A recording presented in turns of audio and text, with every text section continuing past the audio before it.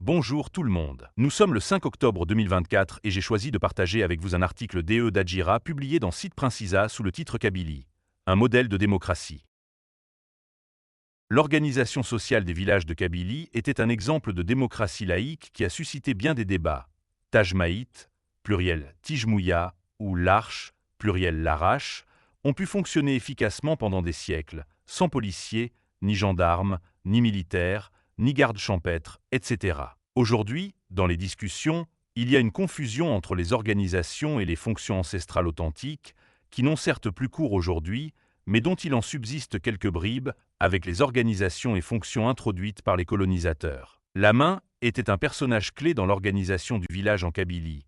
Président de Tajmaït, il n'est pas un élu à proprement dit, il est désigné parmi les téments, pluriel de tamen, membres de cette dernière, représentant les groupes de famille Adroum, au pluriel Iderman, c'est-à-dire quartier du village. La nomination du Lamin lui confère un pouvoir étendu et renforce le respect de tous les villageois. La durée de son mandat est indéterminée.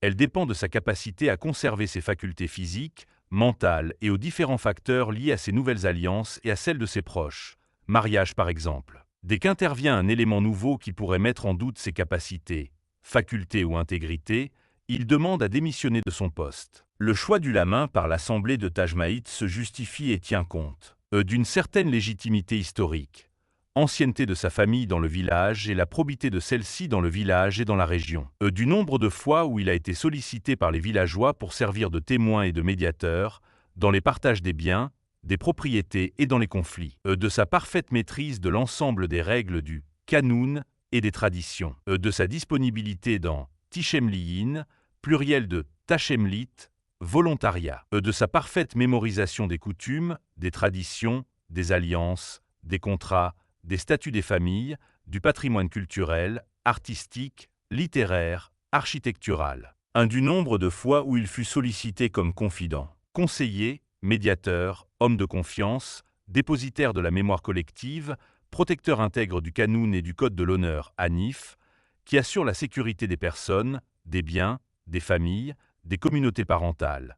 Les Loumans, pluriel de Lamin, ont maintenu pendant longtemps les mémoires des villages et de la Kabylie, jusqu'au environ du début de la révolution algérienne en 1954. Un idéal de démocratie. Ernest Renan, historien, philosophe et écrivain français, 1823 à 1892, disait après avoir lu Anoto et Le Tourneux dans La Kabylie et les coutumes kabyles anciennes que l'organisation politique kabyle représentait l'idéal de la démocratie tel que l'ont rêvé nos utopistes. Est-il besoin de rappeler que bien des États construisirent leur démocratie à l'exemple de l'Assemblée du village de Kabylie? C'était, en effet, un modèle de démocratie où tout ce qui composait l'ensemble des lois et règles de la société kabyle était unique en son genre. Citer quelques exemples serait abuser de cet espace, mais je rajouterai simplement ceci.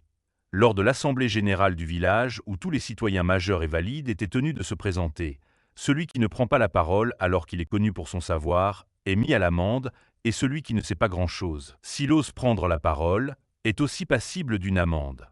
Si seulement cet exemple d'organisation pouvait servir de nos jours. Merci de nous rappeler toute la sagesse de nos aïeux. Aoma. M. Sahel, chroniqueur. Lorsque les Français sont arrivés en Kabylie en 1857, ils ont progressivement étudié les traditions et coutumes prévalant dans la société, jusqu'à ce qu'il ait constaté que la région de Kabylie n'avait ni prison, ni tribunaux, ni force de l'ordre. Néanmoins, ils vivaient en paix, en sécurité et leur grande force était bien la discipline. Ils étaient surpris par cette société organisée équivalente à celle des États occidentaux les mieux institués. Ils réalisèrent que le secret résidait dans la force, la solidité et l'enracinement de la structure Tajma.